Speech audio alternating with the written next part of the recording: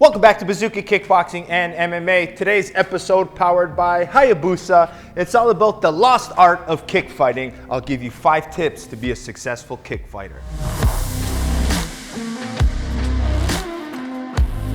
All right, in today's episode, we're talking about kick fighting, my specialty, something that I feel is getting lost in the modern martial arts. A lot of new fighters, they're relying heavily on the boxing aspect. It could be because the involvement of MMA, fighters are starting to think boxing is the art. But the use of the legs is still very effective. They're big, strong muscles, and I'm going to teach you 5 keys to being a successful kick fighter. So the first thing, we're going to do it as a shadow box here to move around to give you an example. So key number 1 to being a good kick fighter is you can't throw only round kicks, right? If I only throw round kicks, it's going to be easy for the fighter to come pressure me, especially a boxer. If I go round, boom, they come and pressure me. So the main thing for me as a kick fighter is understanding distance management. I want to keep a little bit of a longer range than a boxer would. Now what I want to do is I want to mix in a front kick after a few round kicks, right? I'll still pierce with my legs. I can throw my right side, left side, but every so often I throw a straight attack. Now the straight attack will just help me keep my range a little bit better, but it also makes your opponent start kind of pairing the front kicks, moving them out of the way, stabbing the front, taking some energy out of the boxing, right? As soon as someone punches, look, boom, I can stab. Is a very important key. So understanding front kick versus round kick is very important, okay? Now, tip number 2, once you understand your distance, mixing front kick and round kick, is the timings of the kick. Now, a lot of times we just kick as a single or at the end of our combination, and that's not really good kick fighting. Yes, it is good if you mix your hands, set them up, but when we're talking strictly about the legs, I want to have good timing, right? The leg is longer than the punch. So I need to have one good punch defense, but as a jab comes, so I'm going to visualize, I chop the leg. As a 1-2 comes, see I'm catching it, I'll kick under the 2. So that's my main timing I like. So I can use a front kick versus the jab, right? I'll pull in actually Diego here so you can see it. So I can use front kick versus the jab, very easy. The cross comes, boom, I can use my front kick. See how nice and long. For the jab, look, boom, I can chop the leg or the calf, right? Boom. On the left side here, I can kick the body or I kick the legs. So with the drill here, he'll just go jab cross on me, right? I can boom, keep him away. I can mix long and straight. I can find my targets. So it's the timing of the kick that's very important. So that's number 2, okay? Now, number 3, what gets very important is the ability to use your knees. Now, what happens with kick fighting is, yes, they might pressure my front kick and my round kicks jam now, so I have to have the ability to use my knees in mid-range, okay? So I have to be able to transition from front kicks to knees, right, during that pressure, or I can kick, switch knee.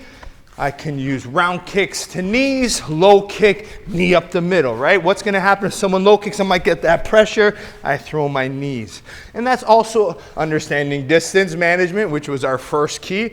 And number 2, it's just going to help you find that in and out and still be successful with it. Okay? Now, number 4 is an easy one. This one should be a given, and that's level changing with the kicks, right? I can't only throw low kicks or only middle or only high. The best knockout you're going to get is when you mix the levels. So low kick, you know, you can set up low kicks, punch, low kick, punch, head kick, right? Very important. Now, you'll notice with the level changing, this is where I might use my boxing a little bit more to set up. But I'm not sitting here to try to heavy hit. I'm using here as probes, feints, touches, just to create a reaction. Now, a lot of times the punches are just distractions. And what it is, it'll be a rangefinder. If I keep my hands pinned to my head, the pressure fighter is just going to come right to me. But if I'm throwing my punches out, it's going to keep someone off of me. It's going to make them a little bit more aware and keep them off. Now, the 5th and final tip is you have to have the ability to use the clinch. Eventually, a good fighter is going to either cut inside, pressure you, parry a shot, come inside. I have to be able to shut the boxer down with a nice, heavy, strong clinch and knee. But again, from the clinch and knee, I need to have some form of exit attack, right? So as they come in, I can kick them. They made it inside. I punish them with my knees. As they exit, I throw my kick on the outside. Okay, so I'll bring Diego in here just for a little bit of a review to understand some of the key elements to good kick fighting, right? As I kept saying, the art of kick fighting is lost, but these 5 little tips will be great for you to help, okay? So main thing is distance management, right? I need to stay long. If I only throw round kicks, Diego can pressure me and hit me. If I throw a left kick, look, he steps in and he hits me. So the main thing is I need to establish some sort of front kick to keep them off me before I throw my round kicks, right? I need to have a straight attack to keep them off. Now, the other thing is it's about timing, right?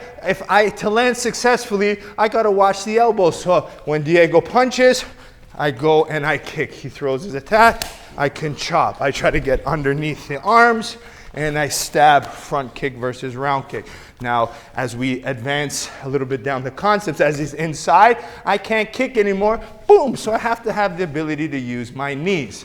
Now, when I do start kicking and I get comfortable and I get flow, I'm gonna start using my hands, my feints, to try to create combinations to set up my kicks on a level change. It's not enough just to kick once, right? A big mistake fighters make is they chop the leg, boom, they chop the leg. The leg is so hurt, right, that they either stop going to the leg, which drives me crazy, or what happens too is they don't use this, the fighter's on one leg, but this is where you have to level change, right? All the attention is there. So I start going head kick, or I'll start going left kick. Then I go back to the leg, and then boom, I go upstairs for the finish. So the level change is important.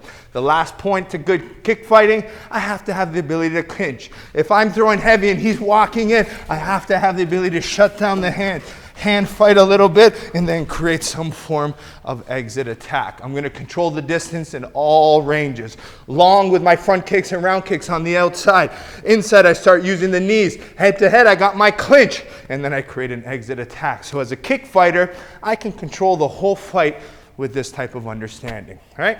Hope you enjoyed today's episode. Make sure you like and subscribe to the channel. Make sure you support the channel by supporting our sponsors. First, go to HayabusAFight.com, linked in the description below. You also have Perfect Sports Nutrition, Bazooka 20, gets you 20% off your supplements. Last but not least, BazookaTraining.com, online curriculum taught by me, which you get brand new videos every single Monday with at least over 500 videos in an archive library for you to learn. Every day, watch a video for the next 2 years, and I got you covered, all right? Less than $10 a month, and we'll see you next time here at BazookaTraining.com. Welcome to Bazooka Kickboxing and MMA online training. I'm Bazooka Joe Valtellini, the owner here at Bazooka Kickboxing and MMA. Over the past year, I've designed and created a website to teach Bazooka curriculum at home and across the world. The purpose of this website is for you to, 1, hit your fitness and health goals, all while learning world-class martial arts instruction from me. The beautiful thing about this website, it's geared for all levels. So if you're learning martial arts for the first time as a beginner, we help you progress into the bigger stages. And if you're a pro fighter, guess what? We have different fight concepts for you to improve your tool set and your skills in the ring or cage. As the fastest rising kickboxing world champion and a lifelong martial artist with over 30 years of experience, I've been able to combine my passion for martial arts and teaching to create this website. This website's gonna give you some of the tricks, secrets, and inside look at some of the training I use to win my world title. Once you subscribe to this site, you're gonna be getting weekly training videos and tutorials that you can do from anywhere. The sections are broken up into 3 parts. The first is bag workout. So if you have a bag at home or at your gym, you can use these workouts to supplement your training. The second is at-home workouts. A lot of us don't have the room for a bag or a bag in general, so these workouts are for no equipment needed and you can do them anywhere. And finally, the tutorial section. If you're having any problems with a specific technique or fight concept that's covered in any of the workouts, go to the tutorial section, learn the technique, and then go back to the workout, and this time, do it with proper technique. One of the added benefits once you subscribe is the forums section, where you can get a more personalized experience where you can ask questions and I'll be able to go in there and answer them. It's all about building a team and a community of martial artists helping each other grow. So subscribe now to get access to all the videos plus more so you can be part of the squad here at Bazooka Kickboxing and MMA.